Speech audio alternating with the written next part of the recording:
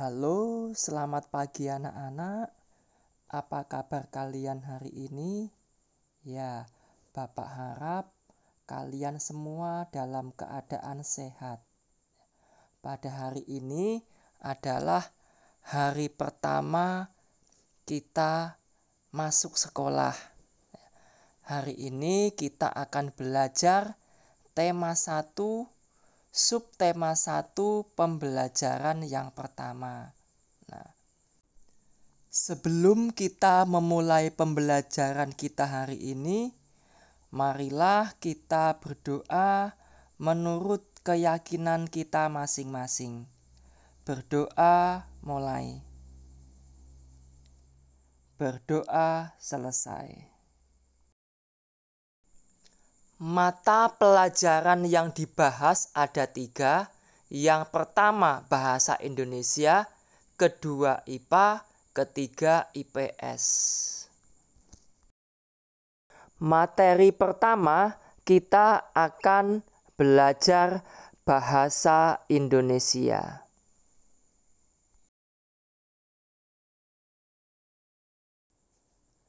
Mari kita baca bersama-sama wacana yang berjudul Bagaimana Jagung Berkembang Biak. Jagung merupakan salah satu tanaman yang dijadikan bahan makanan pokok di berbagai negara. Salah satunya di Indonesia. Di Indonesia, penduduk Pulau Madura menjadikan jagung sebagai makanan pokoknya. Jagung merupakan salah satu tanaman penghasil karbohidrat yang sangat diperlukan oleh tubuh. Setelah terjadi pembuahan, bunga jagung tersebut terus berkembang hingga menjadi buah jagung. Perkembangan itulah yang dapat diamati dari waktu ke waktu. Buah jagung akan siap dipanen ketika rambut jagung sudah berwarna kecoklatan dan bagian tangkalnya sudah mengering. Apabila buah jagung tersebut dikupas, akan memperlihatkan biji jagung yang kekuningan. Bagian yang dimakan oleh manusia adalah biji jagung. Supaya jagung selalu tersedia sebagai bahan makanan manusia, maka petani jagung harus menanam kembali sebagian biji jagung dari hasil panen. Biji jagung yang tua dapat ditanam kembali. Dari sinilah akan dimulai lagi perkembangbiakan jagung. Seorang petani jagung memulai pembiakan tanamannya dengan menanam biji jagung. Setelah 3-4 hari, bakal tanaman akan muncul di permukaan tanah. Tanaman jagung akan terus tumbuh menjadi besar. 3-3,5 bulan, buah jagung dapat dipanen oleh petani.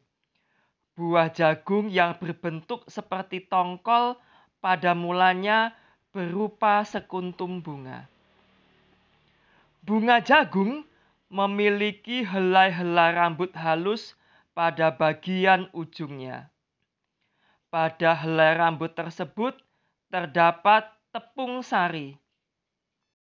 Tepung sari akan terbang terbawa angin ketika angin bertiup. Tepung sari yang terbawa angin sebagian akan jatuh di kepala putik yang terletak di bagian bawah bunga pada pohon jagung yang lain. Ketika itulah terjadi pembuahan. Coba kalian simak gambar ini. Ini gambar pohon jagung di mana tepung sari terbang tertiup angin dan jatuh di kepala putik pada tongkol buah jagung.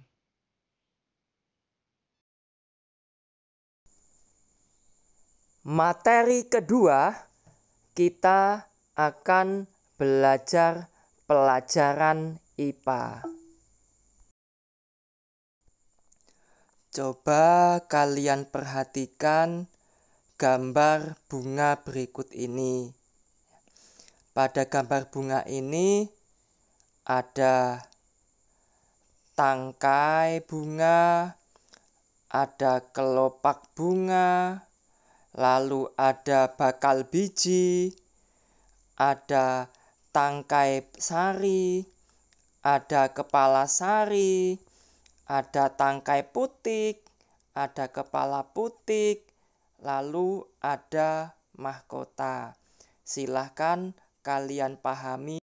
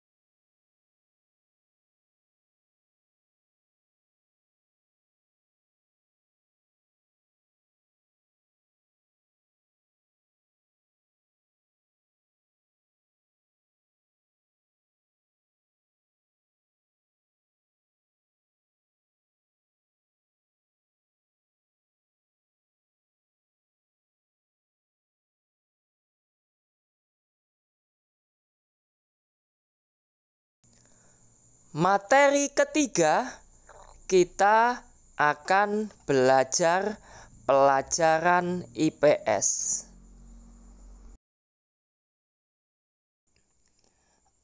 ASEAN adalah sebuah organisasi internasional yang beranggotakan negara-negara di kawasan Asia Tenggara. Ya, negara-negara ini bersatu karena adanya persamaan letak geografis dan kemiripan budaya. Kepentingan yang sama dalam memajukan pertumbuhan ekonomi, sosial budaya, serta menjaga keamanan kawasan menjadi dasar pertimbangan para tokoh dunia pendiri ASEAN. Pada tahun 1967, ASEAN berdiri atas dasar Deklarasi Bangkok. Saat itu, tokoh-tokoh dari 5 negara yang terlibat dalam diskusi menjadi pencetus dan pendiri organisasi ini. 5 negara yang menjadi anggota pertama ASEAN di tahun 1967 adalah Indonesia, Malaysia, Thailand, Singapura, dan Filipina. Para utusan dari kelima negara tersebut yang sekaligus merupakan tokoh-tokoh pendiri ASEAN adalah Adam Malik dari Indonesia, Tun Abdul Razak dari Malaysia, Thanat Khoman dari Thailand, S. Rajaratnam dari Singapura, dan Narciso Ramos dari Filipina. Sampai saat ini sudah ada 10 negara yang bergabung dalam ASEAN, yaitu Indonesia, Malaysia, Thailand, Singapura, Filipina, Brunei Darussalam, Vietnam, Laos, Myanmar, dan Kamboja. Kerjasama di bidang ekonomi, sosial budaya, serta politik dikembangkan demi kemajuan semua anggota. Manfaat yang dirasakan oleh anggota-anggota ASEAN membuat semakin banyak negara yang kemudian bergabung dengan organisasi ini. kita akan bahas satu persatu negara-negara anggota ASEAN ya. Kehidupan sosial budaya masyarakat ASEAN, yang pertama Brunei Darussalam ya. Kampung Anyar adalah desa terapung di Brunei Darussalam. Budaya Brunei banyak dipengaruhi oleh ajaran Islam ya. Mayoritas penduduknya adalah orang Melayu. Kata Brunei berasal dari kata nah baru yang diucapkan oleh Awang Alot Betotor, penemu negara ini. Patung Dewa Murunggu di Malaysia merupakan patung berukuran 42,7 meter. Patung ini terletak di Batu Kafes, gua yang merupakan salah satu kuil Hindu di luar India yang paling populer yang didirikan untuk Dewa Murungga. 3 kaum utama di Malaysia adalah Melayu, Cina, dan India. Musik tradisionalnya banyak dipengaruhi oleh budaya Cina, Islam, India, dan Indonesia. Makanan khasnya adalah nasi lemak.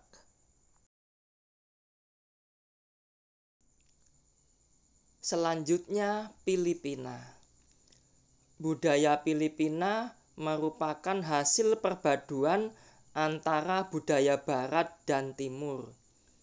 Kehidupan budayanya dipengaruhi oleh budaya Melayu, Cina, dan Spanyol. Tarian Tiniking merupakan tarian masyarakat Filipina. Tarian ini menceritakan tentang burung tiniking yang berjalan melompat menghindari perangkap bambu petani padi. Myanmar. Myanmar disebut sebagai negara 1000 pagoda.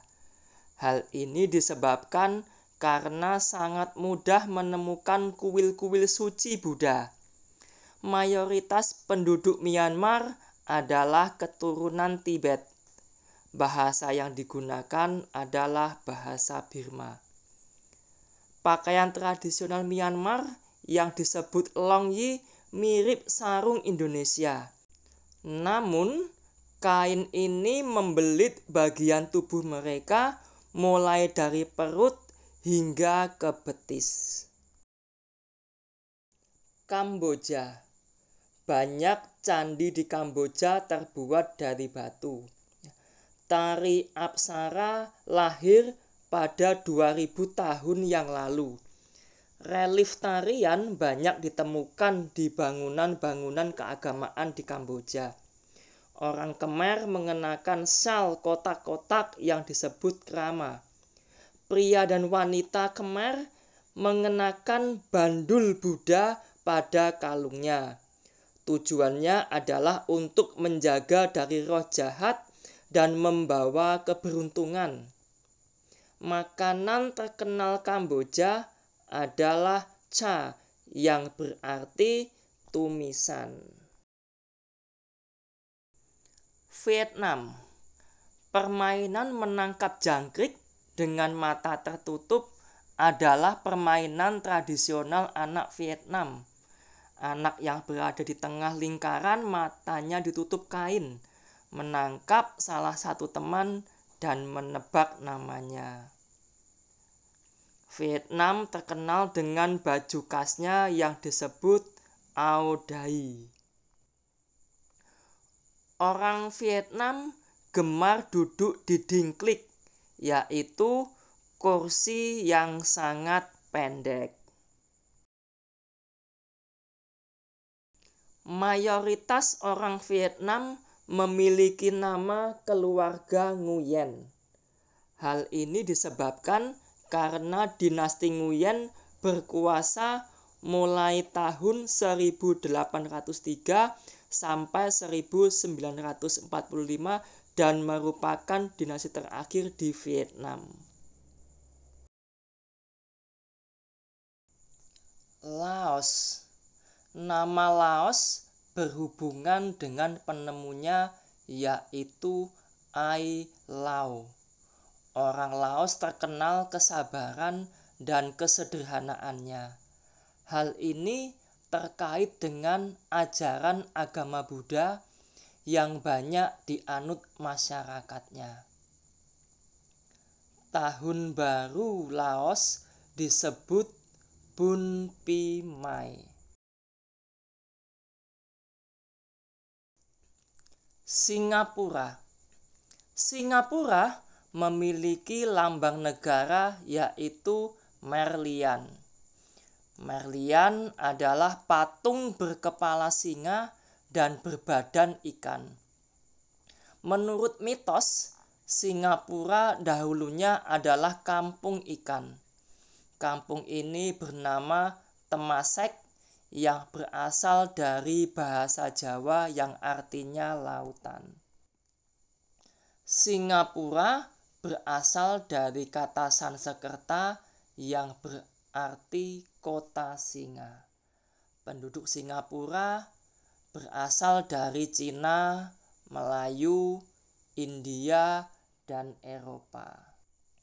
Singapura memiliki 4 bahasa resmi, yaitu Melayu, Mandarin, Inggris, dan Tamil. Thailand. Thailand adalah satu-satunya negara di Asia yang tidak pernah dijajah bangsa Eropa. Thailand dalam bahasa Thai adalah Pratet Thai, yang artinya tanah kebebasan. Ramakien adalah cerita nasional Thailand yang mempengaruhi kehidupan masyarakatnya. Di Thailand, kepala adalah bagian tubuh yang paling dihormati. Tidak ada orang yang akan berani menyentuh kepala, bahkan kepala anak-anak. Sebaliknya, bagian kaki dianggap bagian yang paling hina karena dipakai sebagai alat untuk menapak di tanah. Oleh sebab itu, kaki tidak boleh dihadapkan ke patung suci atau orang lain. Indonesia dan Thailand memiliki tradisi minum teh. Di beberapa daerah di Indonesia, kebiasaan minum teh dilakukan secara turun-temurun. Salah satunya adalah teh yang diseduh di poci. Oleh sebab itu, teh tersebut dinamakan dengan teh poci. Tugas yang harus dikerjakan ada 3, yaitu 1 bahasa Indonesia, 2 IPA, dan 3 IPS. Untuk tugas bahasa Indonesia, silahkan dibaca petunjuk pada soal. Begitu juga dengan pelajaran IPA. Untuk mengerjakan soal, silahkan dibaca petunjuk pada soal yang tertera. Begitu juga dengan pelajaran IPS, silahkan petunjuk soal dibaca, disimak dan dipahami supaya dapat mengerjakan soal dengan baik dan benar.